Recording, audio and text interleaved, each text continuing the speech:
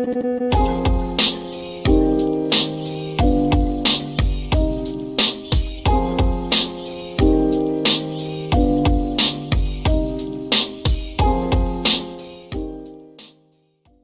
handed, or should I say, who handed you your weapon in the day? Hannah. Hannah did. Okay. And physically handed or put it in the holster? Handed it to me. Okay. Or what time did you guys break for lunch today? Usually, I think today was broken. And who took the weapon at that time? Hannah. Physically took it Always from does. you? She would give you little tips about firing, and she'd say to you, when we're done, put the gun down. When we're done, you give the gun to me or to Halls, only those two people. Do you know what time you guys got back from lunch? I guess it was 1:30 by the time we all got back to the set. And was Hannah the one to physically hand you the gun at that Yes. point? Okay. During the time that you had it, was it ever handed off to anybody else? No. What I read in the paper today is that Halls, the AD, admitted that he did not check the gun before he handed me the gun. Sometimes we would be on a set that was a very, very cramped set, and they wanted people in that room on an as-needed basis. If I'm holding the gun and they say cut, I then hand the gun to Halls if she's not there. Yeah, why Halls, not Hannah? Some people have said that only the armorer should be handling No. it. That's inaccurate. Meaning, in the protocols of the business, meaning Hannah would to hand me the gun 99% of the time. Whatever, the preponderance of the time. But when we would say cut, if Hannah was away from the set, I would hand Halls the gun. I'm handed a gun, and someone declares, they said, "This is a cold gun." Dave Halls? The first AD. Well, the trigger wasn't pulled. I didn't pull the trigger. So you never pulled the trigger? No. I would never point a gun at anyone and pull a trigger at them. Never. That was the training that I had. You don't point a gun at me and pull the trigger. Holy cow. He looks like he's pulling the trigger right there, Hunley. I know, and I'm confused. Now, I'm confused. who handed him the gun? I don't know who handed him the gun. By the way, I haven't even got it all, but it is genuinely still a freaking question. Who handed him the damn gun? And he himself can't decide who handed him the gun. Right. Yeah. That's kind of part of the mystery of the riddle wrapped inside of an enigma that is Baldwin, part 19. But you know what? I want to start early because I want to solve a mystery. Because which one? We've had somebody we've talked about, and I've actually talked to, who's been really camera shy. Mm-hmm. And everybody's had a big mystery. Who the hell is Seth Kinney? Oh, yeah. That's there he is. Okay. There's Seth. That's Seth Kinney and Sarah Zachary. Oh, that's Sarah Zachary. She's very cute. Yeah. Yeah. I thought I'd take a chance. Everybody say hi, Yeah, Seth. Hi, Seth. Anyway, that is the now Seth is being sued by Reed, right? So Seth is being sued by Hannah Reed. I'm trying to remember the whole cross section of who's suing who about what, and we also have the battle between Halls and Mamie, the script supervisor, right? Yes, and on that note, I have something for you. People are saying I'm low. Hopefully, I've got a good balance on this. But yeah. Let's do that because I like to start out with some of the lighter material. Let's see if I've got something here. Hold on. Okay. So let me share my video. Oh, what's this one? This is actually Dave Halls. You know, the guy we never get to hear from. So we get to hear from. Yeah, I'd like to hear from this guy. Yeah, I'd like to hear at least a little bit. People, including yourself, is there anybody that has been having issues with anybody else on set or anybody else in general? Have they been having any issues that you know of? No. That would be concerning? No, but I'm going to say something. Uh-oh. Because this person, I don't think is psychologically very well put together. Okay. I don't really know the guy. Mamie, the script supervisor. Mamie, M-A-I-M-E. Her and I had an encounter at lunch. Today? Yeah, well, because I don't know, Mamie's, I don't know. I can see Mamie saying something. What do you mean by that? I don't know. Oh, she just, thought that the whole thing was just a shit show, and and she just talks and talks and talks and talks and talks. And she's an older woman. She's been in the business for 40 years, and she constantly reminds everybody. And so when the incident happened, she was like, very vocal about the producers. Why don't you go back to Georgia? And then, I don't know how she was feeling about me. Yeah, we do. Yeah, we do. She's a bit crazy. She's the script writer? Script supervisor. Script supervisor, okay. Yeah. I think that's enough. We can see. Yeah, I think we and get it goes yeah. on for a couple more minutes and just essentially saying the same thing. I love the whole. I don't want to say anything awful, but blah blah blah blah blah blah. But blah blah, and then blah blah blah blah blah, and then they go to change the subject. Blah blah blah blah. But remember that 911 call when I was like, wait a minute, she's reporting an emergency, but she has plenty of time to say that son of a, that. Yeah, she goes off on holes, and it's like calling 911 and railing about your mother, having sidebar issues with your mom or something. I don't know what that had to do with anything. Yeah, but, no kidding.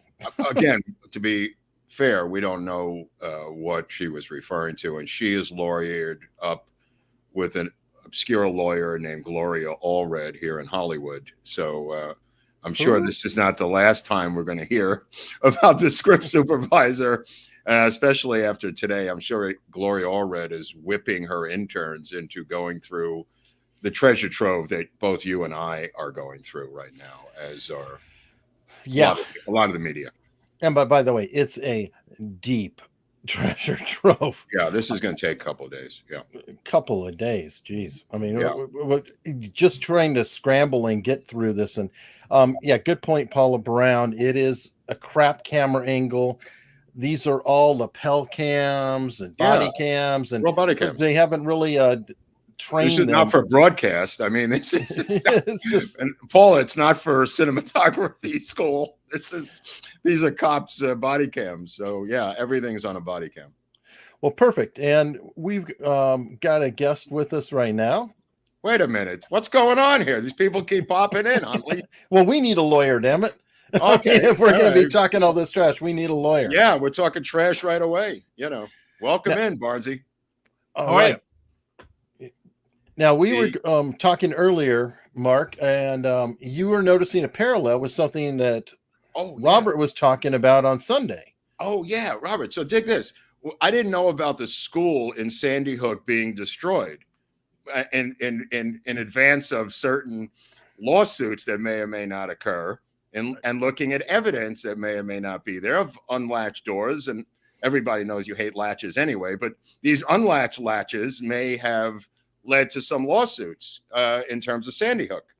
So it started me thinking about another case not so far away on the other side of Long Island Sound in Massapequa, Long Island, a few years before that. At Massapequa High School, they had a brick building. And in that brick building, had no windows, was the rifle team of Massapequa High School. And the instructor for the rifle team passed away, and the autopsy came out, and the guy, his lungs were filled with lead, Robert, in the autopsy. And the lead was possibly from 20 years of shooting bullets in this building.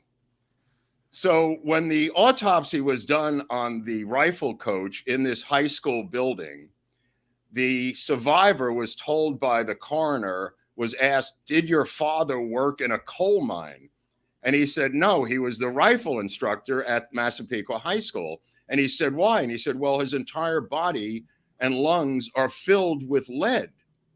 And that led to his demise. So the family begins to sue Massapequa High School because the dad died with all this lead in him from the building. So Massapequa High School immediately, Robert, bulldozed the building in anticipation of this lawsuit. And you say, well, why is that of interest? The guy's father, it was the father of Alec Baldwin. Really? So we've come full circle. We're opening the show at dots. This Baldwin Day, and that's why I was thinking last night about today, because you mentioning Sandy Hook and the school. and being demolished. And I said, holy shit, they did this a couple of years before. And Connecticut's right across the bay from Long Island. And, they have similar politics, similar, zeitgeist, the two areas of upscale suburban regions of Connecticut and Long Island. So I thought maybe they got this idea at Sandy Hook. They said, look, a couple of years ago, Massapequa High School did this. This is a great idea. Let's mow the whole building down. Anyway, I thought I'd share that with you. That's fascinating. All right. Well, and we wanted to get you on Barnes too, because we wanted to get your take on the case that came down from the OSHA decision. Oh, right. And what you think that might actually mean in terms of the plaintiffs running around. Like, I'm sure that Gloria Allred was celebrating that along with Brian, was it Pantiff or something like that? I forgot. Hutchins' lawyer. I think the question is, how much does it deflect from Baldwin, Robert, the OSHA ruling? If anything, I don't even know. Maybe it doesn't deflect. Well, have you guys seen the video that Posobiec put up? Is that legit? I haven't seen that, but No. we've seen a lot of videos.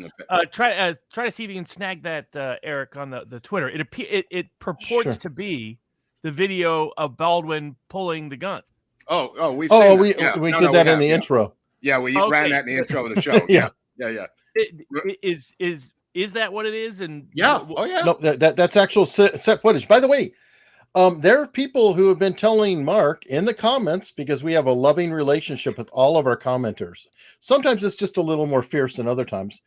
But Mark, you were told that there's no way there's any footage on the set, period. There will be no footage of anything going on the set. None whatsoever. I was waiting for this release of this footage for months, and they slated and rehearsed Baldwin doing exactly what I thought he would be doing, and they slated the rehearsal. Actually, it's not even a rehearsal. It's just, for camera angles by the cinematographer, him pulling the gun, and literally, I mean, Eric, it looks like his finger's right on the trigger. Oh, it is on the trigger. Right. And there's plexiglass there, but I mean, he is fast pulling that gun out of a holster underneath his jacket. I mean, it's a little scary to watch, but there's the video for everybody to see now, despite what he was saying to Stephanopoulos and all his other crazy crap. Yeah, at least in that instance, he did have his finger on it. Now, that was not the footage, I think, right before he shot her. I think that he may have done his little routine. But the point is that's that what I was wondering, because a lot of people seem to think that that's what it was. But it's not. I don't think it is. No, but it's earlier. This, obviously, right in that same day. I mean, they're squibbing everything, and they're going to blow those church pews during the shootout. So the squibs are being put into the phony church pews. He's in a real church pew to hold that girth of Baldwinism. Now, by the way, I mean, Baldwin's got to get in shape a little bit better. I was watching the footage of him in the police station, which, by the way, if I may say, in these blue cities, girls run everything. I'm trying to watch the body cam footage of the detective through a forest of blonde hair that's draping over her camera, while the other one is just enamored with Hollywood stories that Baldwin is telling her about shell casings. I mean, it's bizarre how they've taken over this profession, Robert, especially in the blue cities. Interesting. Yeah, I had. What was your takeaway in general of the interview? Ivan, has the body language panel done a breakdown of that? No, interview? we were talking about that earlier. No, God, it just came in yesterday, and Barnes, this is the biggest treasure trove dump they're saying now in the history of law enforcement. It might be, because it is insane. It is so there's so much there. And I'm just looking at it. That means they're not prosecuting, but right. That's what I thought. They're washing their hands of it. They're washing their hands. You don't release all this stuff. If you the head sheriff said the only reason we're not. This is what I wanted to address with you. The only reason we're not closing the investigation is, despite the DA 2 months ago saying any day now the FBI is sending me the forensics and DNA on those shell casings. Well, any day now is 2 months. And you know what happened in the Paddock case in Las Vegas, Robert, right? Mm-hmm. How long did that take for the FBI to get back to them? 2 years? Yeah. 2 years? I reached out to the FBI today for a comment. I'll be waiting till the end of time to get an answer to that. When they're going to turn over the forensics on this. Well, we'll definitely be reporting. But yeah, I did get word back though that somebody had heard from the detective that they were over it and they had actual cases they needed to deal with, and so it does feel that way. But again, we had no idea. I thought it was over 80 gigs of data. I think it's like over 100 gigs of data. Yeah, it almost blew up my computer. It almost blew up my entire computer. It was too much stuff for the computer. There's every body cam shot. I mean, it just goes on. Like each interview is 2 hours, Robert. You know what I mean? An hour, 2 hours, 3 hours of unlimited body cam, uninterrupted, going to the bathroom. They follow him to the bathroom. They go to Seth Kenney's prop house and they just go through everything, inch by inch. And he's explaining that this gun was used by Billy Bob Thornton, and he's working them. Everybody's working these cops. Everybody's working these cops. Alec Baldwin is working these cops. Seth Kenney's working these cops. Everybody's saying, "Look, don't drag me into this." Yeah, the believe it or not, out of everybody, I think Dave Halls felt really hurt. I mean, like he seemed very shook up in his interview, and the way he was stating, he didn't feel like he was working them at all. He felt just befuddled by the situation, and he said something, and I've gone back and forth with Seth Kenney about it because I'm confused. Because anytime I hear something and I hear it over and over, Seth Kenney was saying that there was not enough. I'm not Seth, sorry. Dave Halls kept saying it wasn't enough of a sound. It wasn't enough of a charge. Yes, obviously it killed her and went to the director, but he's saying that there should have been much more damage with a 45 round, and it should have been a lot louder.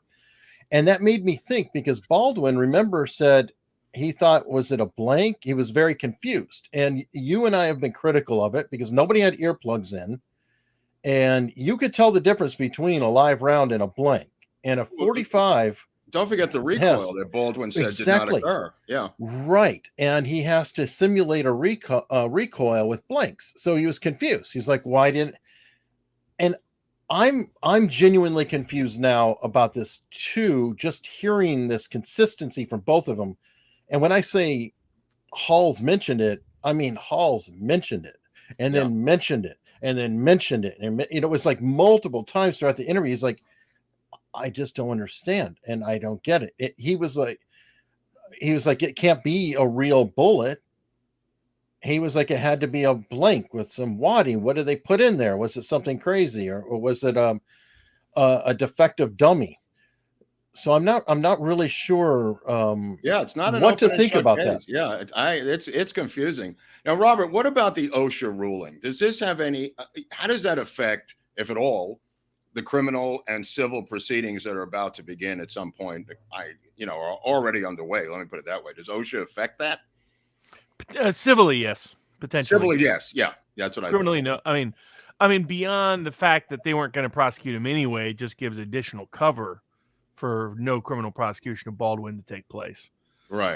Though it doesn't necessitate that outcome, but it helps provide additional. But when they're releasing all this stuff, they're not going criminal. So right, and which was my, takeaway from day one. There was no way that this prosecutor in this county was going to prosecute a big Democratic donor. Yeah. Out of the movie industry too. Right. That's. Yeah.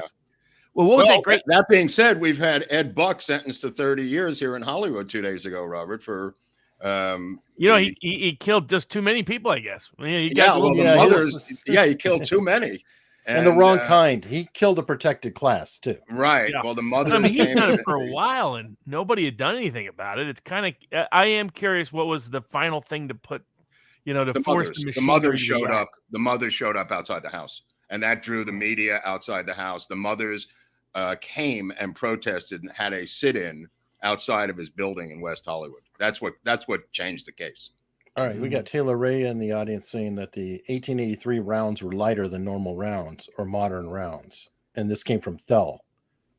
So that seems possible. The one thing I did do was read the text messages between Seth, Thel, and Hannah Reed, and I could safely say this: I have never heard the word hangover and drunk in more often in a series of text messages over months in my entire life. These three people are either hungover, drinking, or I'll get back to you throughout this 2.5, going back to the Nicolas Cage movie. This is going back to August, Eric and Robert.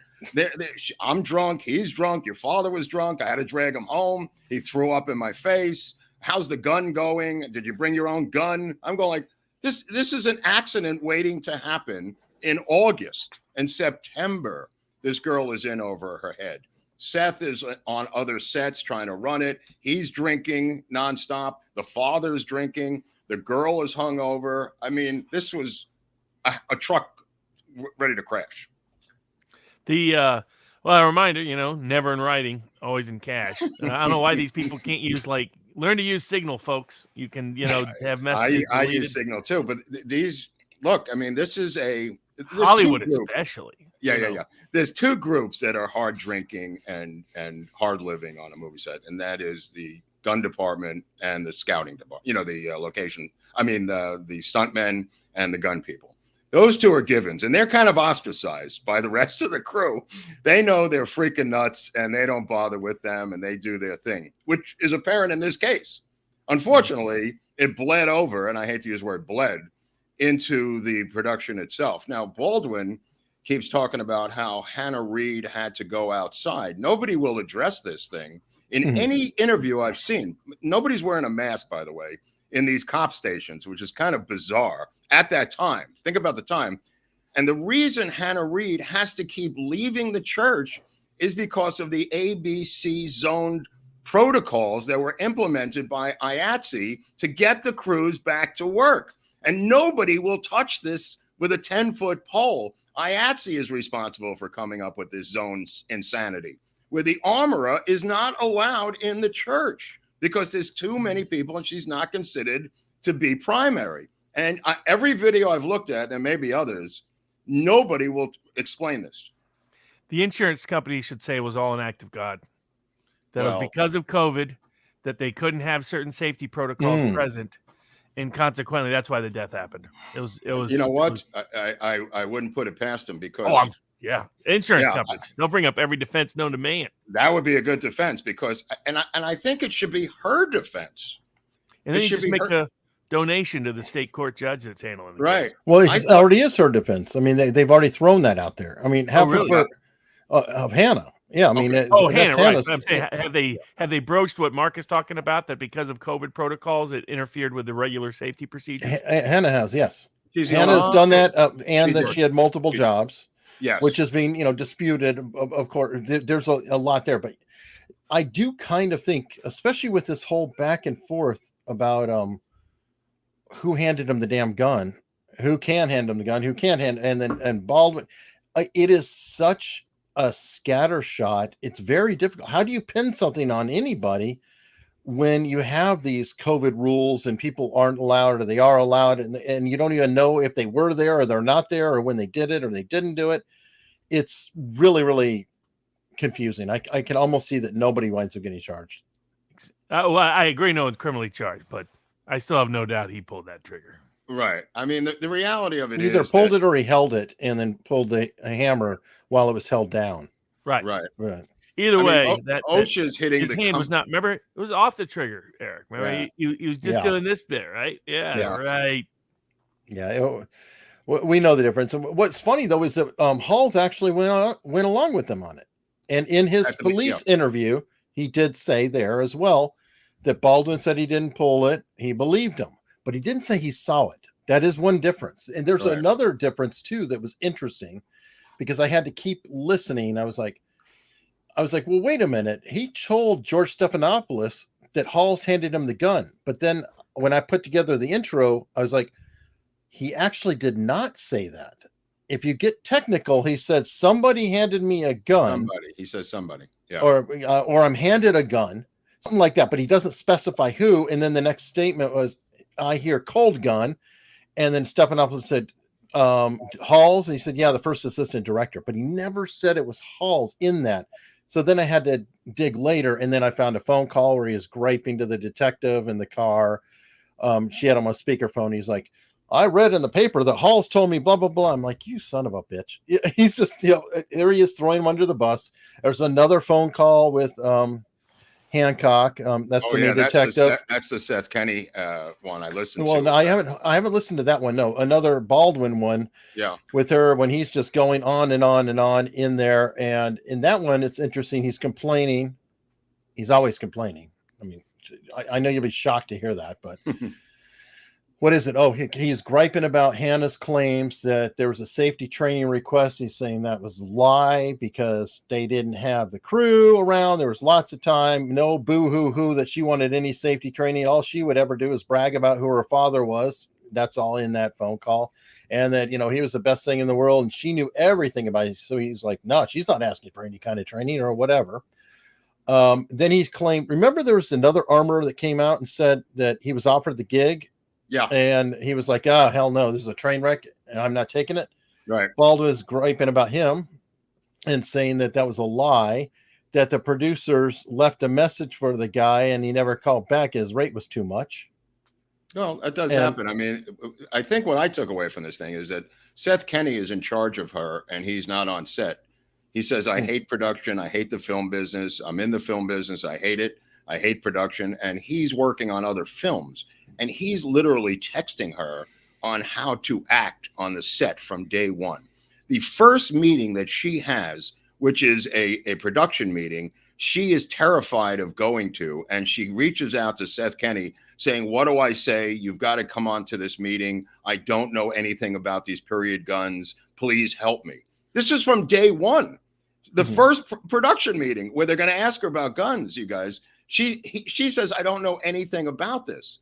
And he goes, you'll be okay. He's holding her hand through the whole thing. And she says, can I bring live rounds onto the set? Can I bring my gun? He says, that's a no-no. Don't do that. Well, one thing about the text, keep note, it was pointed out earlier to me about live rounds. That was not Rust.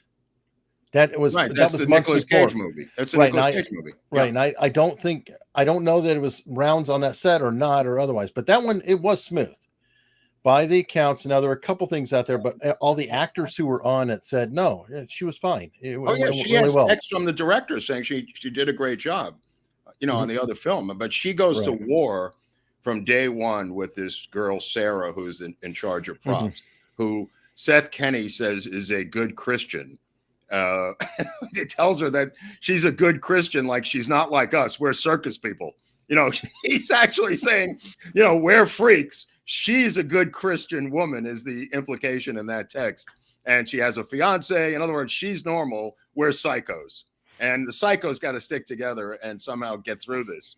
I mean, it's all through that vibe is all through the texts. Like we're hard drinking, tattooed maniacs, but there's a woman who's in charge. Don't screw with her. She's your boss. And that's the Sarah Zachary last name, Eric. Yeah, Sarah Zachary is the head of props. So technically she is in charge. Sarah works for Seth for PDQ. Works for Seth. I think it's the other way around. I mean, Sarah hires Seth to do his job, and then Seth in the text messages gets Hannah read the job saying you're in. He quickly has one conversation with Sarah and says, I got you the job. I don't know. I'm going to say that she works for Seth because that's been kind of confirmed by Halls and other people. But essentially, she goes to a store and then she goes to she's like his field rep. So she's because like he's not there, because he's not showing up on the set. He's working another film. He's double dipping on this thing. And I think this is what is part of the problem. This guy is texting the girl to do his bidding, who's 24 years old, completely covered with tattoos, drunk out of her mind, hungover half the time. He knows her father. Where is he? He's with her father in a bar in Montana, shit-faced, both of them. And he's texting her on what to do in this movie over and over again, Eric. I mean, if you read those, you'll see when you get to those text messages. They're fascinating. Eric, did you see the Chris Banks comment? That was actually pretty good. In the chat. You're funny. Oh, yeah. Yeah, Baldwin's not firing blanks. That's funny. Banks on Blanks is his new show on YouTube. This guy has his own show. But 5 minutes into that interview with Baldwin in the police station, Robert, all he's talking about is his kids. And I've got 7 kids. You don't understand. I had to give up. And they're going like, what is this about? All of a sudden, he just changes the subject and he goes, I have 7 kids. I don't have time for this. I came out here to do a film. This is a very important film to me. You don't understand. My wife, she didn't want me to come here. And they're like, okay, Mr. Baldwin. Dude, it gets really better. Interesting. It gets even better in the next phone call that you haven't heard yet. When he's just like, when she's saying, well, we need to do a follow-up interview. And he's like, well, how are we going to be doing this? What am I going to do? And he's griping. It's not easy for me to travel. It's going to have to be by phone. Wow. What is he's like? People are accusing me of this. Just isn't good for me. And it is like, oh my God, dude. He literally just doesn't care. But as I was saying to Eric, Robert, I think he's going to be a more interesting witness on the stand compared to Johnny Depp when his time comes. And I think you're going to see a much more rehearsed and polished actor. And I know you love Depp's performance, and so do I. Mm-hmm. But Depp is Marlon Brando. Depp is a dramatic Brando-esque orator. Baldwin is going to be polished and rehearsed by his legal team for these multiple appearances of his one-man show. We've seen a sample of it though with Stephanopoulos. Yes, we've seen yes, it. Yes. And I'm going to go with Depp on that one. Sorry, but I'll go with Depp all the time. I'm just saying Eric was commenting on how bad his Instagram performances were. There was no script with the Instagram. He's just winging it. He's just winging it. But he'll be scripted with the law firm and rehearsed, right, Robert? I assume, but like Amber Heard, the other aspect is Depp's advantage. He's telling the truth. He can be authentic and honest, and that's much easier to make sure your emotive expressions match what you're trying to communicate and narrate. Whereas Baldwin's having to make up a story half the time, and you see it with Amber Heard. Whoever coached her, either she's uncoachable, or they didn't coach her well, because her demonstrated. But I mean, she hasn't taken the stand yet, so maybe she'll do much better when she hits the stand. But right, well, her Depo was she's been awful. Well, I mean, today basically the court-appointed shrink who was a woman, was basically saying, she's a liar and a fraud, and she wasn't a victim of domestic violence, and what was it? Well, she went to see her whether she had PTSD, and this person diagnosing her said, okay, there's like 20 elements to PTSD, and people have up to like 15 or so. She had 19. And so as she was looking at it, she goes, not only is she not really PTSD, she's faking it. She actually is a borderline personality disorder. Yeah, and histrionic, I believe. And histrionic, and the other. And, Amber Heard sitting there rolling her eyes. And which is not the great reaction. It is. That's like a psychopath reaction almost. Exactly. Isn't it? That's what I mean. I mean, it's like you wanted to be whatever. If she couldn't handle this, she needed then coach her just to keep her head down and weak and vulnerable and just not show her face. The reason why she won in the UK, which probably misled her, is her confidence in this case, is just because she had a simp of a judge who's got to look like a complete. If this verdict comes back big, he's going to look like an even bigger idiot than he already was. Anybody who followed that case, it wasn't video broadcast, right, are seeing all the evidence that was seeing here. We're just everybody's getting to see it, and so it has more impact. But but that judge he clearly was simping for Amber Heard. I mean, it was obvious. He went to great lengths to reach ridiculous conclusions in order to excuse the UK publications for obvious libel. And they get away with murder over there with their tabloids, Robert, right? Oh, completely. I mean, even though there's a lower defamation is supposed to be easier there. Yeah, it is. But it is, except for one fact: you don't get a right to a jury trial anymore in the UK. So you're stuck with a judge, and those judges can, they're utterly unreliable. Well, before you even mentioned it, I was talking about Eric about the lawyers in the Depp case on both sides. Before I even heard from you, I said, these are the worst lawyers I've ever seen in my life. These are two high profile Hollywood people how did they end up with these B-level attorneys, Robert? Well, I think a lot of lawyers are that way. Yeah. It's my experience is that there's really a small set of really skilled trial lawyers. Yeah. And Where's the Jerry Spence? Where are the people from the old days? He's almost 100 years old, Mark. No, I mean the new Jerry Spence. I mean, where is he? Jerry? I mean, his last great case was the Detroit case, where he got that. I mean, he got that guy. That guy was clearly guilty. It was what's his name? The famous euthanasia lawyer. Kevorkian. Yeah, he represented Kevorkian. What was that guy's name? He ran for the Senate. I mean, he clearly bundled money. Yeah. And Jerry Spence just came out of retirement to defend him. And throughout the whole case, Spence kept accidentally saying things he wasn't supposed to say, like the case was purely political. Right. Got straight acquittals. The guy was clearly guilty. I mean, he was being prosecuted for bogus political reasons, but he clearly had bundled money. I mean, he'd gone to other lawyers of his firm and said, "You're going to give X amount of money to so and so, and I'll reimburse you." That's classic bundling, right? But You're trying to get to on me the that this would be a case in L.A. for like a Mark Garagos, somebody of that ilk here. Yeah, that's true. That's true. I mean, Garagos would at least be more of a grandstander, right? Like, I want some Lemonade. entertainment value for my. I mean, still not in my view, skilled lawyer. I mean, that was one of the reasons why I originally set up shop in LA. I was like, if Mark Garagos can get cases here, this is clearly an open market. It's not that competitive. I mean, the much more competitive markets are the parochialism of big cities like Atlanta, which may surprise people. And then you have real skilled trial lawyers in places like New York, Texas, Chicago. Texas, You got some unique personalities in that mix. I want the color, Robert. I want Texas. Guys. Well, we haven't seen. When's the last big trial where we've seen good lawyering? That's what I'm saying. I can't remember. I mean, Brendan Sullivan the OJ trial. With Johnny Cochran. Yeah. I mean, that was all-time classic right there. Right. I mean, but you set the bar so high. I mean, that opening statement, that closing argument. Barry Scheck did a little thing. F. Lee Bailey had his moment in the sun. Dershowitz had his moment in the sun. Judge Ito, famous Judge Ito. It just seems like Johnny's the Dershowitzes are gone, the Baileys are gone, the Cochrans are gone. All of there's been no replacement to a lot of. I mean, obviously there's you. Well, there's a few. There's like where you get them that are still televised, but they don't like they're special legal it's like these specialized networks that you pay like $150 a month and you get to watch their trials. Where you still get some good ones are like Monsanto, the tobacco cases. Those cases people forget. Right, the guy down in Atlanta who sued Big Tobacco, the former attorney general down there. I think it was Atlanta.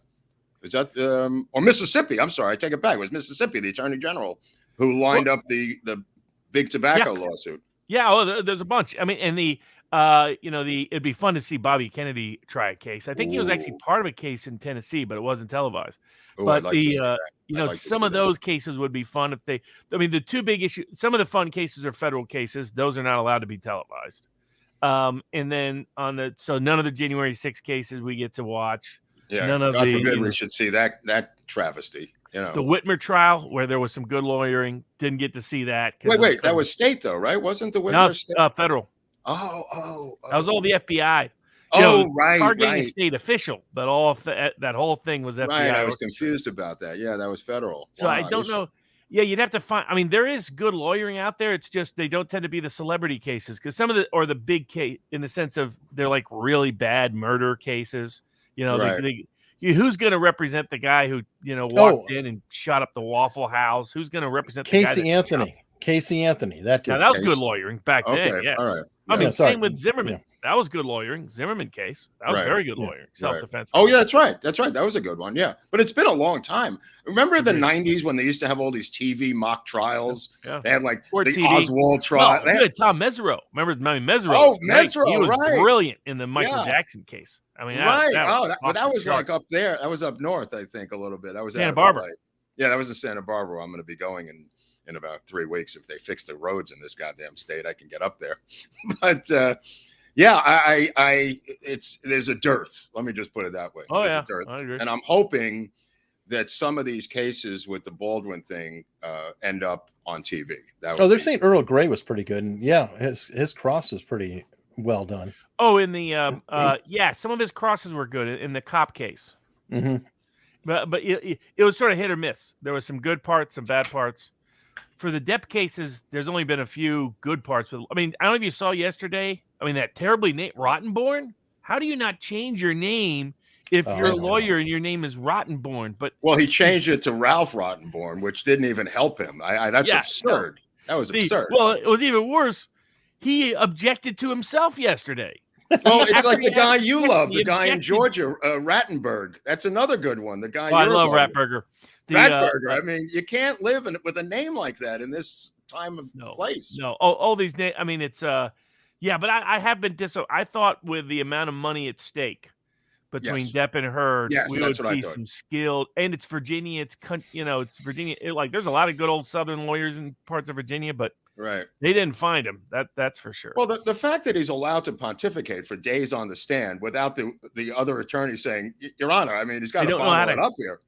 Couldn't manage Johnny at all. There were ways to have cross-examined him and better than they did. Okay. All right. Well, the worst though has got to be the female who was going after the psychiatrist. Cat lady, the one they're calling the cat lady lawyer.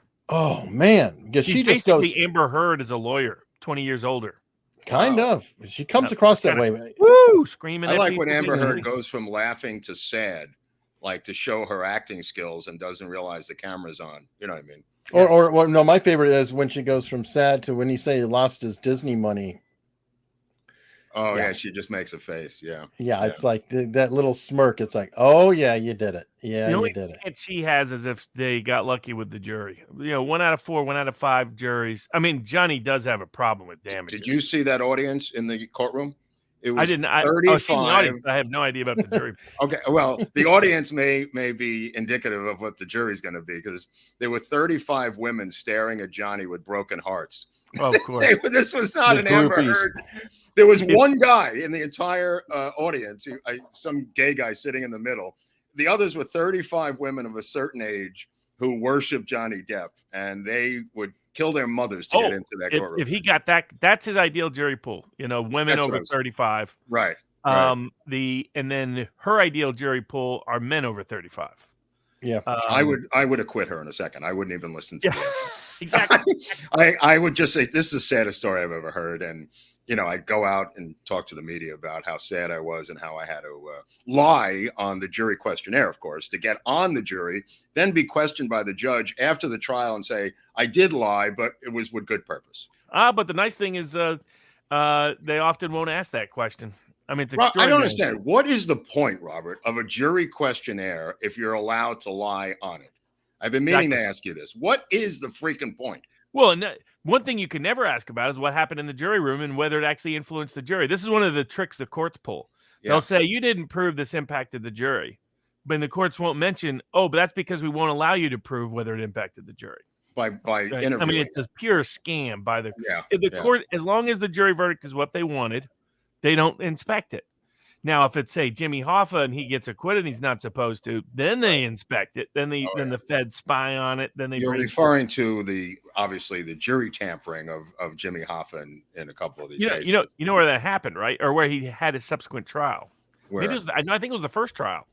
Chattanooga, Tennessee, my hometown. Oh, I didn't know that. In fact, a politician I wrote my history paper on, Bookie Turner, was the police and fire commissioner at the time. Was he both? Was he one of these towns where you had both jobs as one? Yeah, the police and fire commissioner sat on the city council and was in control of both. Also, his protege was the head of the sheriff's office. Right. He ran the entire political machine in town, and against the elite lived on the mountain. So it was him against the mountain. He put together a working class biracial political machine in a place like Chattanooga, baby Birmingham, in 1962. Wow. It was a fascinating. Only other than Jimmy Curley, the only police or political official to get reelected while under federal indictment at the time. I like that. Bobby, when we did this, Bobby's dad actually went after him because he blamed him for what happened. Who's dad? Whether it was coincidence or not, he ratted out that the feds were spying on the Hoffa jury. Oh, I see what you're saying. Right. He said he did it accidentally. He raided him, and I was shocked to discover he was deeply connected with the Teamsters. The Teamsters were part of the political machine in town. Well, we're going to do rough. They're like blowing up gas stations and stuff. Well, there's two things I wanted to say. One was we did a thing on Smedley Butler where he was the police commissioner and the fire commissioner of Philadelphia, Robert. So that's why I asked you that. They used to be united in a bunch of cities. Yeah. Now, this commenter here, Dove, who's been hocking me a Chinik about Abby Hoffman, we're going to get in. I just put a poll up, as a matter of fact. And, so we can We're supposed to pivot do back. it on Friday. No, we're pivoting back to the topic at hand, which is Alec Baldwin. Right. Even for a minute. Right. Folks, we are thinner on it because there's just so much. We're trying to get a handle on how to cover a lot of it. But also, I'm sitting here looking at him like, well, wait, where's H.A. Goodman? I mean, he should have been all over this. Where's a lot of people have moved on from this story and moved on to Johnny Depp. A lot of people have moved on. Yeah, it's like Johnny Depp is sucking the headlines. So I put a poll up, everybody, because we are planning to do Abby Hoffman today or Friday, but we have a ton of Baldwin that can probably take us for weeks. So we're letting you decide, folks. What? You who are here live. Where's the poll? Where's the poll? It's in the chat. Okay. There's a poll right now, and people can choose whether they want Baldwin or Abby Hoffman. Well, if we go with Abby Hoffman, we're going to address something, Robert, which I know you love, and that's the Chicago conspiracy trial and how the movie made so many mistakes. They're not mistakes. This maniac who wrote and directed it, this far left progressive, altered the historical record for his own. I just want to point that out when we get into Abby Hoffman, when we get into Chicago. Well, they also made. I find Hoffman a fascinating character. Yeah, but they made him much more of a serious person in the movie than he is. Right. His whole thing was parody and satire and so on and so forth. Voting with money. Oh, that's a good way to vote. Super chat.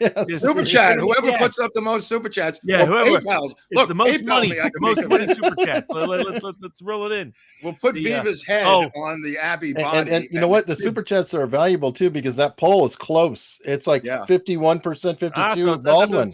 So it's not a runaway. Who votes with their money, like Elon Musk just did and taking over Twitter.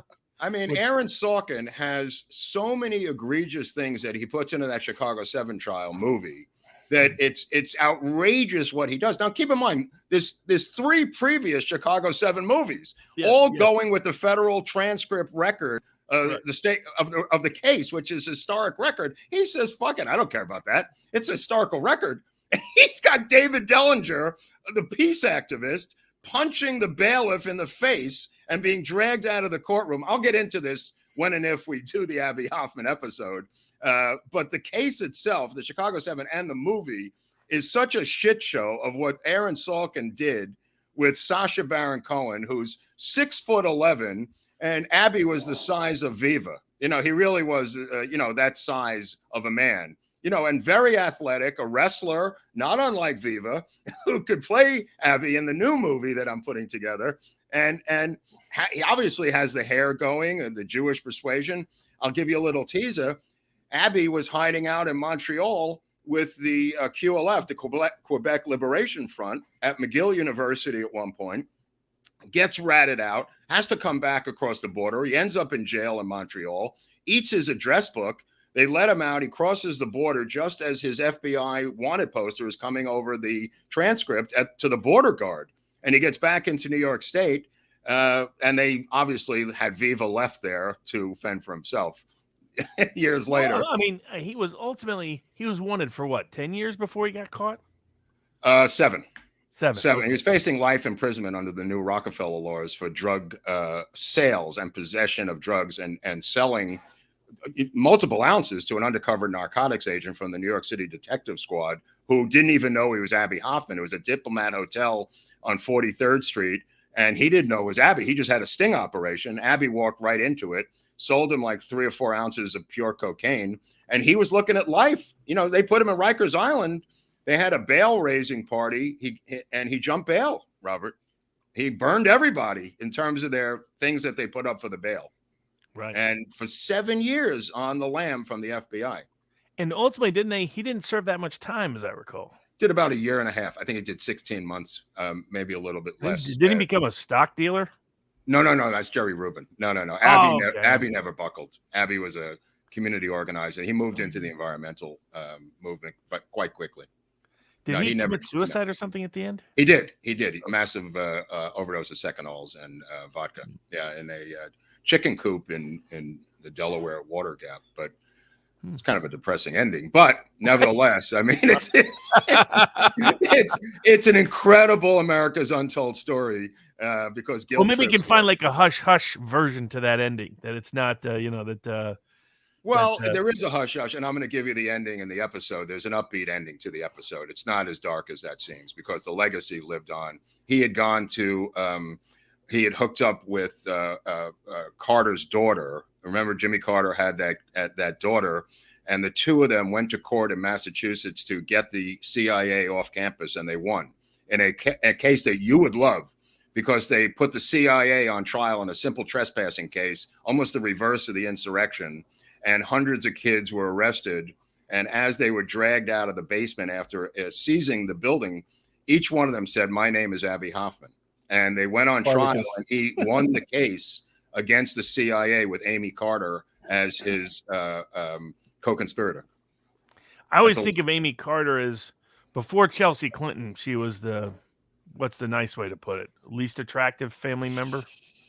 Well, I mean, she looked just like her mother, Robert. I don't see what there's a problem. She looked like Rosalind Carter, But remember, Billy, that was because I think, wasn't she the first one to cause controversy about that? That was, people commented on her appearance in ways they hadn't commented on kids of presidents before. LBJ's daughter. Right. I mean, you did have the LBJ daughters who got married to some nice looking guys. I mean, you had the one daughter who went with George Hamilton. That was good. You also had the two Nixon daughters looked normal, right? As I recall. Yeah. Well, my recollection is it was just something that wasn't talked about until Jimmy Carter's daughter, because she was younger, I think. And there was where she would go to school, right? And people commented on her appearance, and then the next time that came up again was Chelsea Clinton, because Chelsea looks like Webb Hubble. I mean, she doesn't look like Bill. People are voting. People are voting. Keep in mind that brothers were never included too. Remember, you never heard about Donald Nixon, but all of a sudden, Billy Carter, Robert. Well, that's because he dressed up in beer caps. A suit made of beer caps. Okay, but I'm just saying it was. I mean, he was Hugh Rodham before Hugh Rodham. I mean, that guy was Did he try to sell his own beer during the presidency? He had Billy beer. That's what I'm trying to say. But he was fair game, and it was the first time that a brother was fair game for the president. Well, we got a son. We got a son and a brother now. The son and the brother now. Yeah, now. Right. Oh, you mean well, yeah. I mean, I guess. You've got his brother and his son, both controversial. Let's just say. Interestingly enough, today, I don't know if you heard the news. Joe Biden pardoned Abraham Bolden, gave him a presidential pardon today that I think was probably from Barack Obama indirectly. Now, Abraham Bolden, just in case you don't know who that was, the first African-American Secret Service agent hired by JFK to protect him, stumbles onto the plot in Chicago with the Cuban shooters and gets put in jail by the Secret Service on a railroaded charge of embezzlement and stock fraud. And he's 86 years old today. And for reasons that I don't know why today, Joe Biden just pardoned today Abraham Bolden. Well, Biden may be thinking, man, we should, there's a lot of people accused of fraud that deserve pardoning. Oh yeah. Okay. All right. Might start, laying the groundwork for it. It could be. Well, other story, apparently a story is coming out that Joe Biden had more than $5 million in unreported income. No. That's showing up in paying Hunter Biden's legal bills and other things. So I have no doubt that's, of course, true. Again, getting back to the diary, which we were talking about a couple of weeks ago, there seems to be no Biden who has not gone to rehab. From what I read that's why where Hunter is in Malibu. That's right next to one of the. Next to Passages. It's right next to a bunch. It's also next to one of those new ones that's supposed to be like on the QT, kind of a. There's a couple of boutique ones there. Yes. They bought a couple of the big homes. They put them next to each other, and it's all secretive now. Like that's the new. I mean, you know about you did all the research in the books on undercover rehab. Yeah. The new genre in Malibu for the rehabs is to be undercover, to be quiet, and for nobody to know that you're going to the rehab facility. Right. You almost have to beg to get in. I talked to one of them. I was trying to get a celebrity in there a year ago, and I had to jump through hoops, to try to get this guy in there. Eventually didn't want to go, but it was affiliated with one in Arizona that's pretty popular. And they had a boutique one like you're describing in Malibu. So they're based in Arizona, the one I was dealing with. And then they opened up a boutique that I didn't even know about. And they still pay bounties, by the way, as my undercover operation realized. You could make $5,000 a human that you drag in there. They'll kick back $5K, by the way, Robert. Yeah, so it's like taxi drivers always trying to take you to strip clubs. Well, it's an expensive strip club. Let me put it that way. Yeah. You know, if you're talking about. Oh, yeah. I mean, my old client, Lenny, we had many, many stories. She's like, man, it was Lenny hard D. to get women in, Lenny and D, you got to yeah. get them this way, and you burn. You got. I was like, well, I can't. Lenny had all those. Lenny had more crazy stories than anybody known to man. God bless Right. Lenny. But I just made sure when he wrote his memoirs that had a lot of this stuff in it. It's like I better not be in that memoir book. That's a good point. You want to stay out of those memoirs. That's a key thing. But as you could say, going to spend a little time in Malibu used to be code for going to rehab. Yes. Also, going to Costa Rica used to be code for getting work done, which is where Gavin Newsom keeps going 3 times a year to Costa Rica. Like any guy in LA is going to go to Costa Rica. Like when you got that kind of money, of all the places to go, I have to go to Costa Rica. What's in Costa Rica, bro? Other than Mel Gibson driving around in a Jeep drinking moonshine, you know what I mean, in the jungle. But I mean, what's the upside? Somehow, I don't think he'll be staying at Mel Gibson's place. No, I don't think so either. I think their politics probably wouldn't line up very well. Right. I'm not sure. But yeah, I mean, the Malibu thing is, like I said to you, you could throw a stone and hit another rehab there. I was doing the James O'Keefe thing before O'Keefe. I was going into these places undercover, and like I was explaining to you in Las Vegas, and helping to take down some of these corrupt places. Yeah, we got to get Eric out of this conversation because I was going to ask you, did you do any amateur body language analysis of Alec Baldwin's interview? I haven't yet because he's filibustering. He's too busy entertaining versus really expressing himself. I mean, you've watched a lot of the body. What was your takeaway? And you've studied a lot of that. What was your takeaway from him doing that in terms of interrogation technique? The fact that he filibustered so much early on. Any takeaway or none? I'd say he's effective. Right. Because he has them going, Mark described it well. He had them, going to Hollywood. I didn't get a chance to focus a lot on it because I'm mostly just like listening for all the trip ups, or whatever. It's like, well, he said this, but he didn't say that. He said this, he didn't say that. That's like I had that's back to depth. Sorry, folks, but I had Greg Hartley come on with me because of he broke down a little bit of Johnny Depp, right? Yeah. And there was a part of Depp's testimony that everybody missed, and I was like, I saw it, and I was like, I think there's something here. What was it? It's when he was talking about her sister. There's a sequence, and I actually grabbed it. I shared it with somebody on the side. We grabbed it, and I know it's real because Greg said, "Can you send me that clip?" So I'm like, "Okay, that's enough." But that's on the Eric Hunley channel, by the way. But it's really, really interesting the way he reacts, and this is even on direct, so it's not a cross. It's when he it was cross.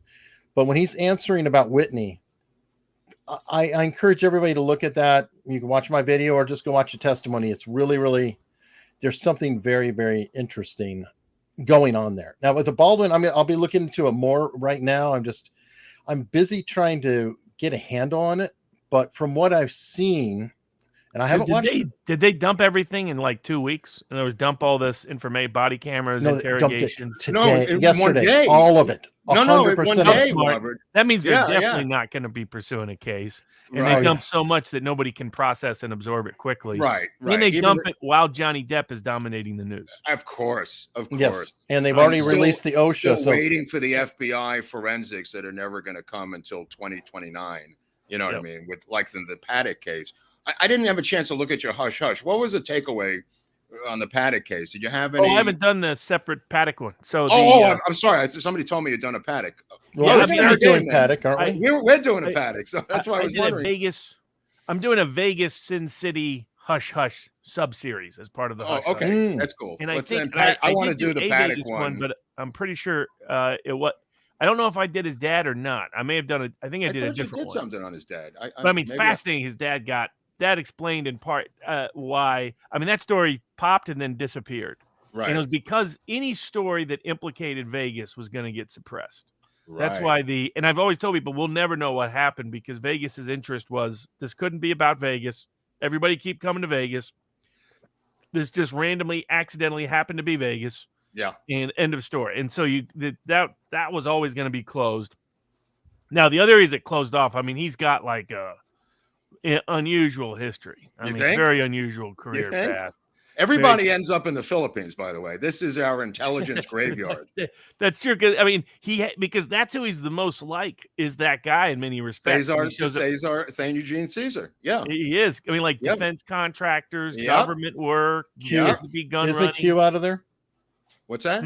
Q's out of the Philippines. That's true. That's true. That guy that runs that. I mean, that at least connected to it at a minimum. I think. Well, I think Q is mostly a CIA algorithmic operation. Yeah. I think they plugged in some algorithms and then it just they kept playing with it and to see how it goes. But the guy who was the front of it was this guy out of the Philippines who worked whose biggest thing was providing illicit porn material to Japan. I mean, you can't make these stories are all out of Elroy. You can't even make them up. I mean, it's the kids. He has the apartment buildings all around Hollywood, by the way, and the kids were pedos. They were arrested for pedo crimes. The kids. Of him. I mean, there's so much meat on the bone, but I mean, what I'd like to explore is the floor above him that was owned by the Saudi royal family and who were upstairs and buying jets that week and flying them out in formation out of Nels Air Force Base nearby you, right? Mm-hmm. And they bought the jets and they were upstairs partying while he's shooting everybody down below. Vegas has been the money laundering capital for forever. I mean, I think this guy's vengeance was really much more targeted to Vegas. I don't even necessarily believe the stories that he was looking at Chicago and Boston. I think that was planted stories. I didn't hear that. Because his father gets taken away from him in Vegas. Yeah. He liked to pretend he was a winner when he wasn't a winner, but he blamed Vegas. Said Vegas, had screwed him over repeatedly. He's your classic manic depressive, obsessive gambler, gambling addict. Who finds but he's the kind to blame the casino rather than acknowledge anything in himself. I mean, he legitimately, for the way you knew he was an addictive gambler is he said he wanted a game that's pure chance. That is, the odds are stacked against you.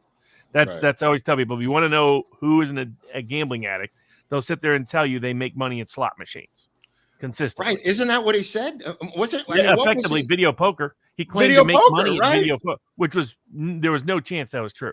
The second thing is he got comped all the time, which the myth in Vegas is that they comp you for winning. No, they only comp the losers. Right. I've never received a single comp in 20 years in Las Vegas. All right, so you're bitter. I get that. So it doesn't mean you have to shoot at Vegas. I mean, come on, Robert. Yeah, exactly. Well, I'm not bitter. I mean, I consider it. If I was a loser, they would be comping me. What was that place we were in that was a sports bar, Robert? What was that place where we upstairs? Oh, that's the Circus Sports Book, one of the great sports books of all of. Okay, that's what I couldn't remember. It's the biggest and best one. They also have one upstairs, outdoors in the pool with massive. I didn't see that. Yeah, it's like 4 times the movie screens. You got chicks swimming around in bikinis. You can bet from your little phone. Hold on, let me write this down. Old school classic Vegas. Circus. And you can still smoke cigar. Only sports book in all of Las Vegas. Circus Sports Book. Where you can still smoke cigars. I know the owner is a cool guy. He's very Vegas-y. Very, I'll put it that way. And Circus downtown Vegas. But yeah, I mean, all the things related to Paddock, clearly his source of income was not video poker. Right. Clearly it was something illicit. Everything about him screamed the way he was buying and holding real estate screamed money laundering. Yeah. All over the place. Yeah. And then the way in which he was able to purportedly accumulate guns screams he was a arms dealer. To the neighbors upstairs, I believe. The neighbors upstairs might have bought some, Robert. Yes. The Saudis upstairs. Correct. I mean, exactly. I mean, you had different connections there. And there were other reasons, in my view, why the security was so uniquely lapsed. And then, of course, I mean, the night of, you have the weird dynamic of that officer who shows up early, who tells one story, then it's another story, then he disappears to Mexico because it turns out. Then he gets a car from Oprah or somebody when he came back.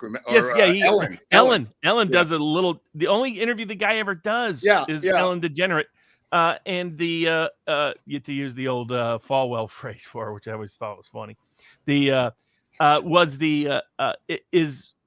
disappears otherwise, and the sheriff Lombardo was always good. I told people the night of. I mean, I was here. I had friends that were on the strip that night. Oh wow. You know, that were within earshot. Was Lombardo a straight shooter or what? The sheriff? No. Yeah. He is to a degree, but he has to protect Vegas. That meant that this had to be hushed up fast, and it had to be blamed on something other than Vegas fast. Those two things had to happen, and he made sure they happened. He's mostly a bumbling idiot. He's not nobody's going to confuse him with a genius law enforcement guy. Right. But of course he was corrupt. I mean, now is he running for governor or something? Or I forget. I think he's running. Yeah. But he got reelected, got tons of cash, and then the plaintiffs' lawyers who said they were really going to investigate it got paid off in a sweetheart class action deal. They got a huge amount of legal fees, so it never saw the light of day. What happened to all the video cameras in the hotel? Where I never saw 1 inch of video. Yeah, now I probably believe there's some reason to doubt it, but I probably believe that put it this way: the official narrative of MGM and all the Vegas casinos was that they had no cameras on their floors. Oh wow! For particularly the high profile floors. Wow. For reasons you can kind of figure out. Right. Who wants to see them running? Who wants to see the Saudi royal family running naked through the hall at 3 o'clock in the morning? Exactly. Chasing with a turban on. I don't want to see chasing the dwarf and the giant stripper. Right? I don't want to see that. I mean, let them get their arms and get out. Exactly. So that's always been the official story. Now places like the Wynn have real strict security. They pointed out I've heard. Is Wynn the tightest of all the hotels? Yes. Yeah, still is. Right. It's always run a very strict shop. Because I was at the Trump and it seemed a little looser, that international. Yeah, the Trump is more traditional. It's still tighter though than most. Most of the casinos, you don't need to clear security to get in the elevator and go up. Now, a lot of them have changed it since the shooting. Right. But it used to be anybody could get anywhere if you wanted to have a bunch of whatever you wanted. Right. They didn't check that shit. No, I mean, you got tight. gun deals going on down there, money laundering going on down there. I mean, the original great black drug dealer, the guy who disappeared, the man they called the Black Caesar, used to do all his deals in Vegas. When was the OJ gun deal? Not gun deal. When he sold his, was that Vegas? Yeah. I mean, the problem was they were going to pay him back for the acquittals in L.A. When you say pay him back, you mean for the? Guilty. Oh yeah, okay. They considered him guilty. I mean, that his sentence was absurd for that. Right. I mean, it was 4 times the normal sentence. And, you mean for the memorabilia? Yeah, I mean, it was just memorabilia. It was him playing gangster. Speaking of sports memorabilia, Pete Rose used to have guys playing cards with him. They'd run out of Coke, and he'd get on the phone to call up another one of these dealers of memorabilia, and he'd sell them the 3,000 hit bet over and over and over again. And they'd get Coke. And they keep playing cards. I was almost in a sports bet picking business with my partners. We're going to be Lenny Dykstra and Pete Rose. Oh, that's great. I just the idea of it it was, of course, Lenny's idea. And he got me on board. There's a reason Pete Rose is banned from baseball, and it's not just betting on his own team, which he did. He altered the rotations of his team and did a lot of pitching stuff. But it was the stuff that he did that's not in the report, stuff like I just described, selling the memorabilia, the 3,000 hit bat over and over again for Coke money. But my view is he still belongs in the Hall of Fame. If Ty Cobb's in the Hall of Fame. Oh, don't give me that Ty Cobb crap. That's the oldest. I mean, there was, but not only that, it's that Ty Cobb was a vicious ball player. I mean, he went into those slides, cleats up almost every time. He was trying to take out your knee. He was trying to take out your foot, your ankle, your body. I mean, he was a competitor, and his racial views were far from enlightened, dear Todd. We did an episode on a guy down by you named Alabama Pitts, who ended up going to Sing Sing for armed robbery, and the Yankees came in and played in the prison. And Jackie Mitchell, who was in Chattanooga. That was Jackie Mitchell, who was from Chattanooga, yeah. Right. And that was the game against Babe Ruth. But I was talking about Alabama Pitts, who went to prison as a convict for armed robbery and then played against the Yankees and got paroled and played organized baseball, was cleared finally in a huge scandal. And the guy who cleared him was Kennesaw Mountain Landis, the judge, who said, if he hasn't paid his debt to society, nobody has. And he was allowed to play organized baseball once he got out of Sing Sing. I'm going to jump in and be the bad guy.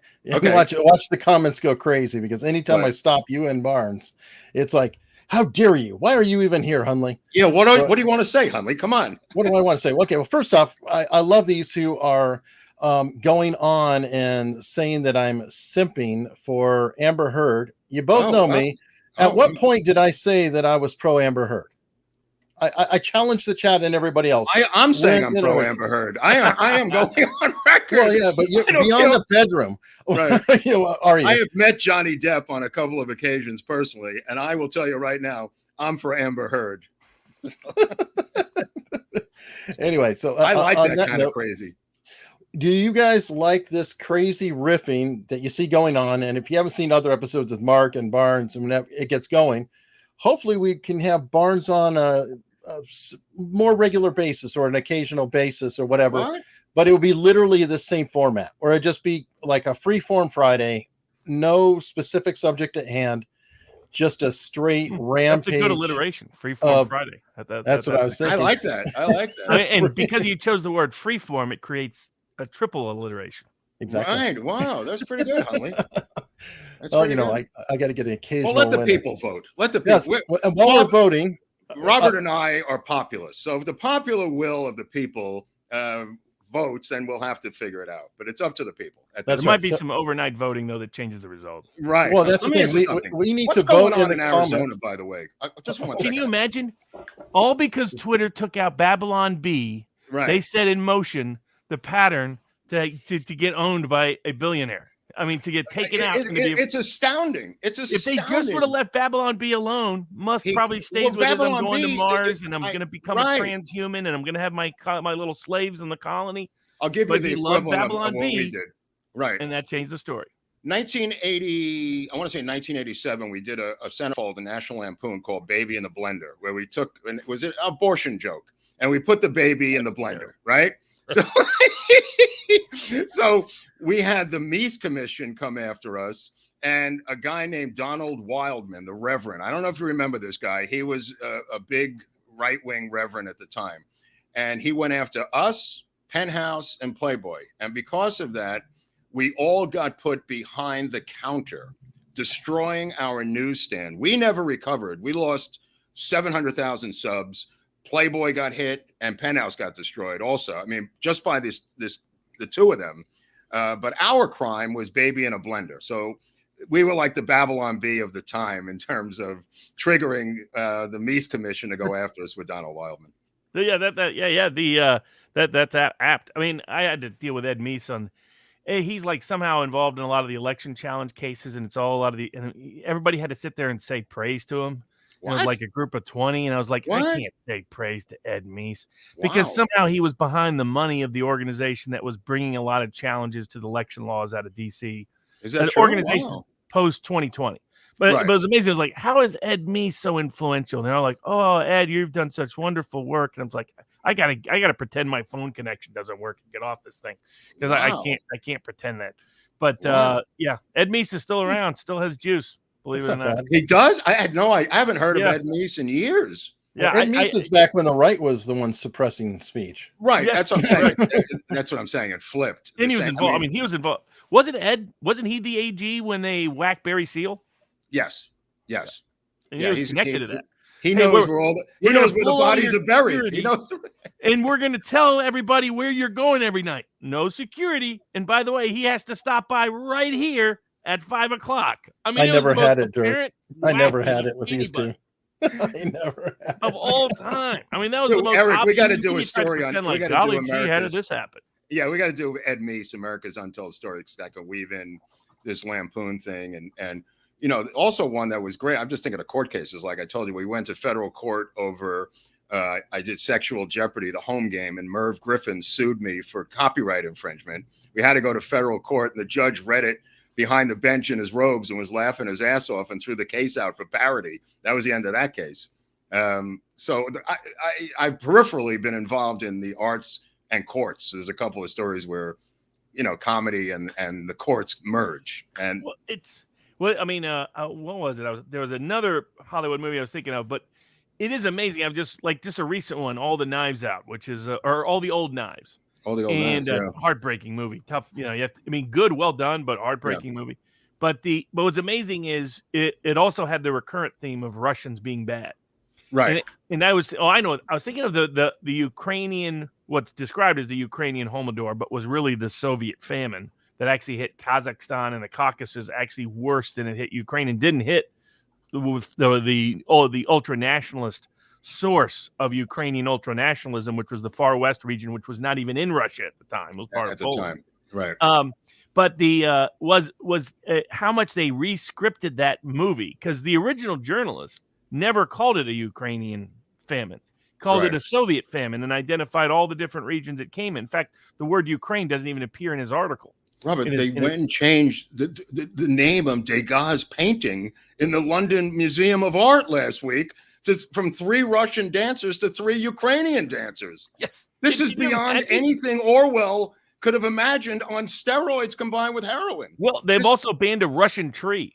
They said this tree could be part of this competition. Because I was joking about the Russian wolfhound, but I imagine that's going to be the Ukrainian wolfhound by the end of the month. Yep. That poor dog. That dog won't hunt after they change his name. I mean, it's amazing. But what was interesting was that it reinforced the way Hollywood operates. Right. And what was it? There was a movie I didn't even realize had been ordered by Roosevelt to be made. And it was either about Japan or Germany. It was like 1940, 41, before we officially entered the war. Right. But apparently I didn't realize. You know what? No, it was pro-Russian, pro-Soviet. Right. It's a pro-Soviet Union movie. I think one of the members of the board pointed out to me. Was it Train to Moscow? Was it Train to Moscow? Maybe that's it. Well, it was actually FDR ordered that the movie be made. Yes. I mean, it shows you how crazy the propaganda can be. Yes. Because you have this. Well, I mean, I talked to you before. I don't know if I mentioned it, but Red Dawn, the remake, is completely the Chinese army invading in the sequel, and the Chinese government said, you got to get rid of all these Chinese military people. We're not taking the film. So they went back and reshot the entire film with Koreans, North Koreans, their logos, their patches, their insignias. And they went to China and they said, we did what you want. And China said, good, go fuck yourself. You're not getting in anyway. And they completely screwed Hollywood and let the movie into China. I mean, well, remember South Park made this point, and it's one of the few episodes of South Park to ever get officially canceled. I mean, one of them was the Tom Cruise episode. Yeah. After Tom Cruise threatened that he would not do certain movie promotions. Right. But one of the other ones was their anti-China. When they did an anti-China exposing China's censors. Yes. Aren't they permanently banned in China? I would presume so, but so is Richard Gere, and now what's his name's permanently banned. Whenever I think of Richard Gere, I think of Jim Carrey talking to Jay Leno when Jay Leno said, you kind of look like a ferret. And because Leno always had that nasty Obama-like undercurrent to his jokes and commentaries and interviews. Right. Someone whose mother was a little overbearing as a youth, that kind of storyline. Well, John Wick is now banned, Eric. Keanu Reeves, he's banned from China now. Oh, really? Oh, yeah, he embraced, I think, Tibet or the Dalai Lama or Tibet. Oh, right. Yes, that's what he's finished now. Let me tell you something. When you're finished in China, you're not working anymore, because nobody is going to make a film that eliminates that market from the get-go. You're dead. Yep. He's dead. Keanu Reeves is dead. And nobody. The only guy who got away with that was was Quentin Tarantino. With one of his last films, where he was like, screw it, because he got final control, and there's something in the movie that upset China. I forget what it is. Right. And he said, screw China, I don't care. Well, they did take Top Gun. They changed the patches on Tom Cruise for the sequel to Top Gun. Yeah, they peeled those patches off of that leather jacket. Well, they always take out I think they're what's that new Disney film or new film that's got some lesbo scene in it? They took it out for China. Oh, you would know better than I. Yeah, you're the one who watches all those films. I forget. But what I still remember. We need to pull up the National Lampoon catalog for you, Mark. Shall we go? Shall we go? Yeah. Shall we go through some of the modeling? Well, Mickey Mouse. Yeah, you were talking about Mickey Mouse the other night. Because South Park did brilliant. Yeah, right, dude. I've seen that episode you were talking about where the mouse is having sex with the bat, and that brings the Wuhan virus. Dude, that's one of the greatest South Parks of all time. I think it's an extended episode of South Park where the mouse is like a thug gangster type all the time, right? And that's what it always is. Like they had I think it was the Jonas Brothers who were like they're wanting out, and Mickey Mouse just beats the crap out of them. Right. Okay. The only time Lampoon ever lost a lawsuit was we had Mickey Mouse. This is the early Lampoon. Mickey Mouse skiing down the tits of a girl on the cover. And we had to pay out. There was no way around it. We were dead. And that was the only time we ever had to pay out. But we did have an upside down Volkswagen in a lake. And that we didn't pay out. Volkswagen sued us. And it said simply, if Ted Kennedy had driven a Volkswagen, he'd be president today.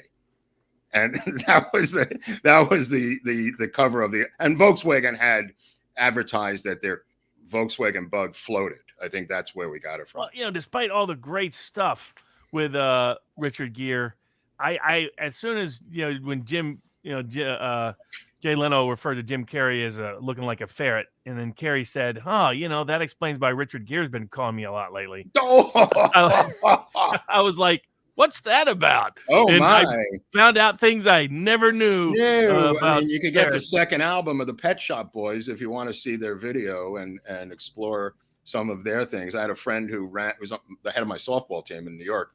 He was a doctor who ran the ER at St. Vincent's Hospital in the Village. And every Friday night, him and the other doctors would compare notes as to what they would find inside of people and through x-rays, and having to remove those items. And the best part was the insane excuses of how the item got up in there. That was the killer part of the story. Not what was up in there was interesting, but not as good as how it got there. I told him that's a book. That's a book. I was going to say, speaking of medical records and rehabs, one of the ways that rehabs coerce huge payments from insurance companies and others is that they have detailed information on high-ranking people. That is very embarrassing information. Okay, first of all, yeah, you're coming in with a gold card and you're high as a kite, right? So this has been contested legally. So I'll just put it out there for you. The people sober up in a day or two and say, how much is this fucking place? $800,000. They run the card and they go, I'm out of here. And they don't allow you to say, I'm out of here. They charge you for the full 30, Robert. And this has gone to court and has been decided both ways, where they can't have patients leaving after 3 days. You know, I understand it from the rehab side, and I understand it from the other side. You're high as a kite, and you just put down $67,000 on your Amex card, but you leave after 2 days. The thing is, most of them won't sue because if it's not publicly known, that what the issue is. And so, and this is what the Obama administration hey, we need to digitize medical records, number one, to make medical services more efficient. That was the excuse. Right. And then remember, in order to justify the mandate, they had to pretend it was a tax. That's right. So who do they put in charge of digitizing medical records? The IRS. The IRS. That's so perfect. The IRS was massively gathering and seizing all the medical records of everybody. Why not? They had the private medical records of, it was a suit I ended up bringing. They seized the private medical records by going to these third-party intermediary companies that process all the billing, so they get all the records, seizing the records right at the source. And they had all the medical records of Major League Baseball, the Screen Actors Guild, the Directors Guild, and every judge and his family, most importantly, in the state of California.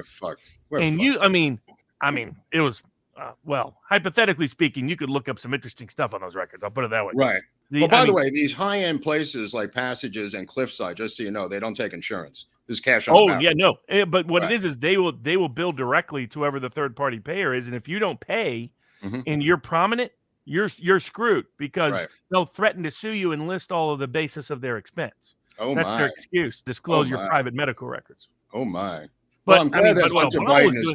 They had all of the. They had which actor had undisclosed heart problems such that he would be unbondable. They had which baseball player had 2 undisclosed surgeries such that he would not be out there playing or if getting a contract if it was known. And they had which judge's wife was being treated for sexual addiction. You know that. Which one did it? Can you tell me or no? You don't. There was a lot of interesting. I had to for the purposes of ascertaining the veracity. Oh, sure. I had to double check some of the records. Of course you did. Of course you did. Yeah. But I'm just wondering what's going to happen in sports betting. I'll just ask you this. I don't know. They're now banning certain players from going into Toronto to play the Blue Jays because of this maniac who's running Canada, saying you got to be vaccinated. If the playoffs come, they're willing. They might win the whole thing, Toronto, by banning players. That'll be interesting because that's why I'm telling you, there's got to be a betting line on that. Carved out an exception for baseball players because 3 or 4 of the New York Times, the Yankees, best Yankees, have not been vaccinated. Right, but in the postseason, those same Yankees are not going to be able to get in to play the Blue Jays. People are going to lose their shit in October, bro. Yep, the MLB is going to have to override that. Yeah, they're going to have to say that the games are disqualified or something. They can't keep going on with this. I know. Well, last year the Blue Jays weren't allowed to play in Canada, so they were playing in a strange city called Buffalo, New York, on some shithole field. They had to live in Buffalo. Now they're back in Toronto, but if you're unvaccinated, you can't get in. You can't get in. Crazy. That is crazy. And they're talking about they took out the rotation of the Red Sox last week who were unvaccinated. And the Toronto said, thank you. Hey, yeah, of course they did. Okay, I have no way to gracefully circle this back to anything. You have been riffing for a freaking. Well, did Baldwin ever play in a baseball movie? He did play in a movie. Did not play in a baseball movie. He might have. I think he was. Wait a second. I think he was in a Jackie Robinson where he played Branch Rickey one time. I could be wrong. I think he was in one baseball movie. However, we're going to wrap this one up. And if everybody likes this and you want to see more of it, how about voting in the comments? Those who are still watching. Wow. There's still a poll going on right now. It's wrapping up. I'm not sure which way to go on it because the cash says Abby Hoffman, the vote says Alec Baldwin. So that means we'll just probably do whatever we feel like doing at the time. Well, we really don't know. Robert, if you have one day a month you can give us, it would be great. One Friday. Well, we'll do we'll do something one day a month, and what day it is will probably vary each month. Okay, well, that's you do what you got to do. But if you could give us one, it's great. We'll just do this. It'll be fun. Oh yeah. And I think Viva was thinking about doing something that's exclusive Rumble, like a sidebar once every 2 months, something like that too. That's a good. way to do it. And make it Rumble exclusive so we can discuss whatever, whenever. Which I guess we'll soon be able to do on Twitter, which would be fascinating. We can stream on Will Twitter. Donald come back to Twitter, in your humble opinion? Trump probably has an exclusive agreement. Trump doesn't own Truth Social. He has a marketing agreement with Truth Social. No kidding. My understanding. Right. That makes sense. So he probably can't yet. Mm-hmm. Yet. I don't see Truth Social surviving this. I agree. It's got a little bit of a pop. Word, I agree. Gab is gone. Getter. Well, Gab will still be there for the wackos, but Getter is gone, and Parler is gone, and Truth is gone. Yeah. What if I'm thinking since Trump is out, Alex Jones would be the same sign. So if you put Alex Jones back on, that would be good enough too. Yesterday saying that. In fact, I said the best way, if Musk is serious, to announce that once it's all finalized, he should go on with Joe Rogan, Donald Trump, and Alex Jones, and what would be the greatest watched podcast. Oh, that'll destroy the internet as we know it. The CIA, their heads will explode at the CIA. Rogan, Musk. I mean, there's people already making memes of it, combining. I didn't know that. Jones from combining the. Apparently, I don't know if you heard. The Twitter lawyer was crying today. Oh, I heard that. The lawyer that was on Joe Rogan was crying about. They no longer. This is about the managerial class. Right. Whose enemies have always been the working class and the. There's the name. There's the perfect name. Off the rails. Yeah. I like that. That's an internal off the rails. Well, rails means something else in Hollywood. That's another.